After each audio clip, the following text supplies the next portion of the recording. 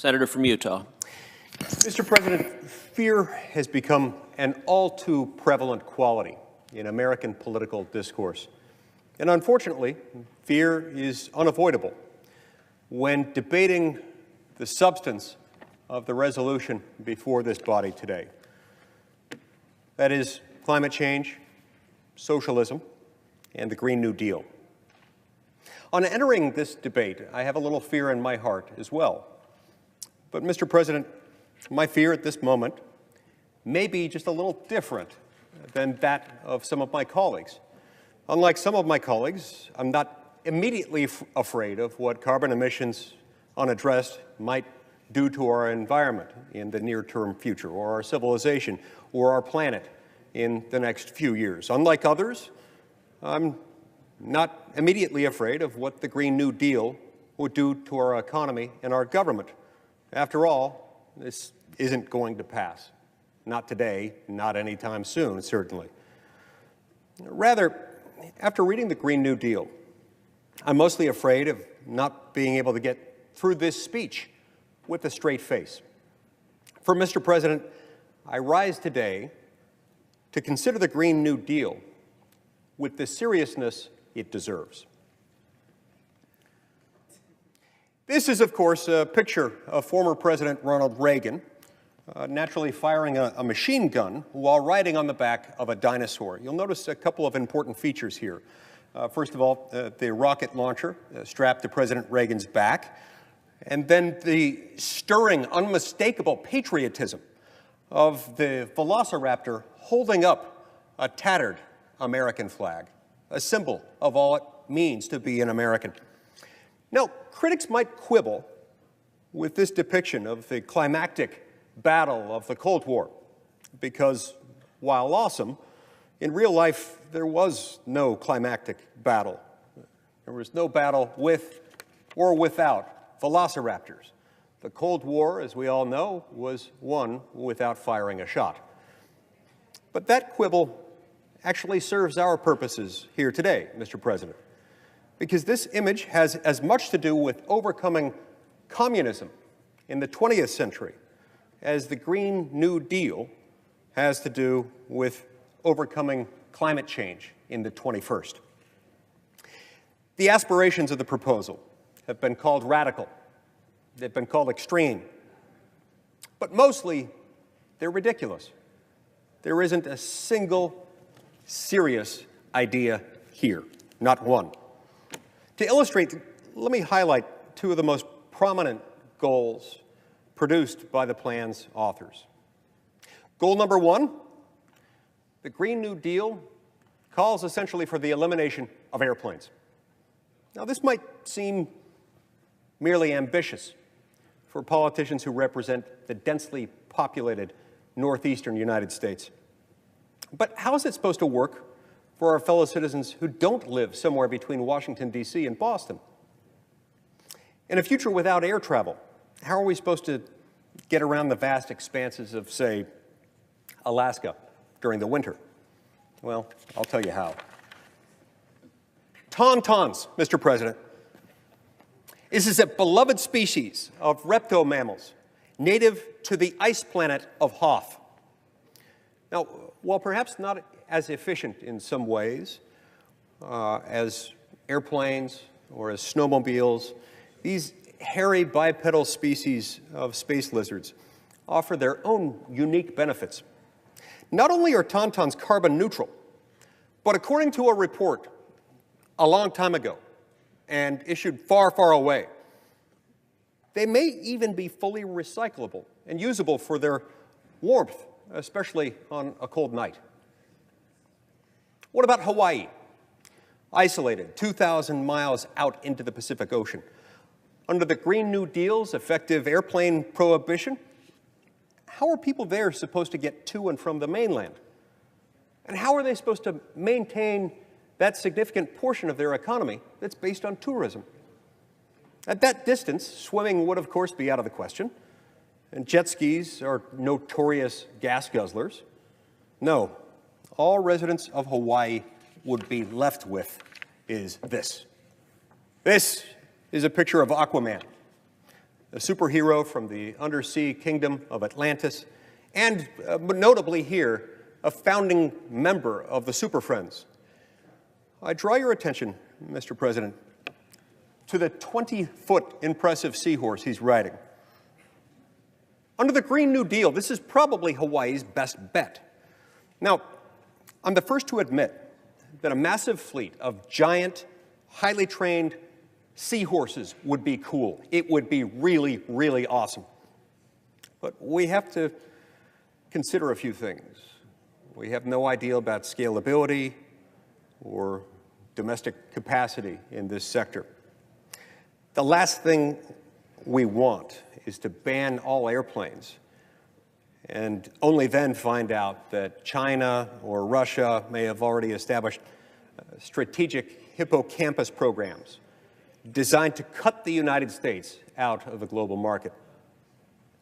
Mr. President, we must not allow and cannot tolerate a giant seahorse gap. Goal number 2. The Green New Deal anticipates the elimination of all cows.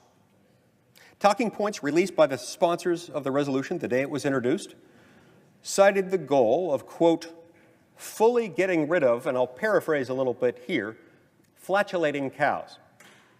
Now, Mr. President, I share their concern.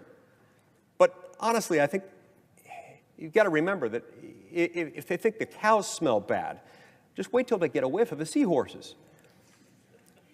But back to the cattle. I've got a chart to illustrate this trend. As you can see, Mr. President, on the left, these little cows represent the bovine population of America today. On the right is the future population under the Green New Deal. We would go from about 94 million cows to 0 cows. No more milk, no more cheese, no more steak, no more hamburgers. Over the state work period last week, I visited some farms to find out for myself what Utah's own bovine community might think of the Green New Deal. Every cow I spoke to said the same thing. Boo. The authors of this proposal will protest that these goals are not actually part of the Green New Deal, but were merely included in supporting documents, accidentally sent out by the office of the lead sponsor in the House of Representatives. But, Mr. President, this only makes my point. The supporters of the Green New Deal want Americans to trust them to reorganize our entire society, our entire economy, to restructure our very way of life, when they couldn't even figure out how to send out the right press release. The Green New Deal is not a serious policy document because it's not a policy document at all. It is, in fact, an aesthetic one. The resolution is not an agenda of solutions. It's a token of elite tribal identity, and endorsing it a public act of piety for the chic and woke. And on those embarrassing terms, it is already a resounding success. As Speaker Pelosi herself put it, quote, the green dream, or whatever they call it, nobody knows what it is, but they're for it, right? Right. Critics will no doubt chastise me for not taking climate change seriously. But please, Mr. President, nothing could be further from the truth. No Utahn needs to hear pious lectures about the gravity of climate change from politicians from other states. For it was only in 2016, as viewers of the Sci-Fi Network will well remember, when climate change hit home in Utah, when our own state was struck not simply by a tornado, Mr. President, but by a tornado with sharks in it. These images are from the indispensable documentary film, Sharknado 4. They captured the precise moment when one of the tornado sharks crashed through the window of Utah's Governor Gary Herbert. A true Utah hero and a fine American, Governor Herbert, who, by the way, is an incredible athlete and an expert tennis player, Governor Herbert bravely fought the animal off with the tennis racket that he keeps by his desk, precisely for occasions such as this. So let's be really clear, Mr. President. Climate change is no joke, but the Green New Deal is a joke. It is the legislative equivalent of Austin Powers' Dr. Evil, demanding sharks with frickin' lasers on their heads. The Green New Deal is not the solution to climate change. It's not even part of the solution. In fact, it's part of the problem. The solution to climate change won't be found in political posturing or virtue signaling like this. It won't be found in the federal government at all. You know where the solution can be found, Mr. President? In churches, in wedding chapels, in maternity wards across the country and around the world. Mr. President, this is the real solution to climate change: babies. Climate change is an engineering problem, not social engineering, but the real kind. It's a challenge of creativity, ingenuity, and most of all, of technological innovation. And problems of human imagination are not solved by more laws. They're solved by more humans. More people mean bigger markets for more innovation. More babies will mean forward-looking adults, the sort we need to tackle long-term, large-scale problems. American babies in particular are likely going to be wealthier, better educated, and more conservation-minded than children raised in still industrializing countries. As economist Tyler Cowen recently wrote on this very point, addressing this very topic, quote, "By having more children, you're making your nation more populous, thus boosting its capacity to solve climate change," close quote.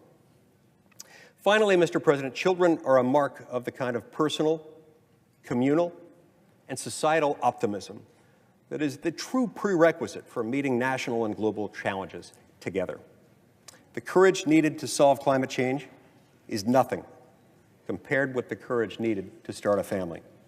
The true heroes of this story aren't politicians, and they aren't social media activists.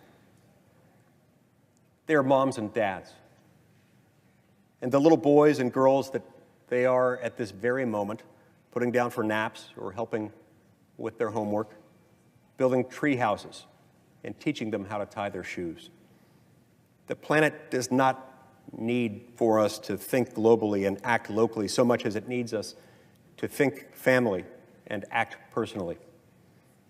The solution to climate change is not this unserious resolution that we're considering this week in the Senate, but rather the serious business of human flourishing.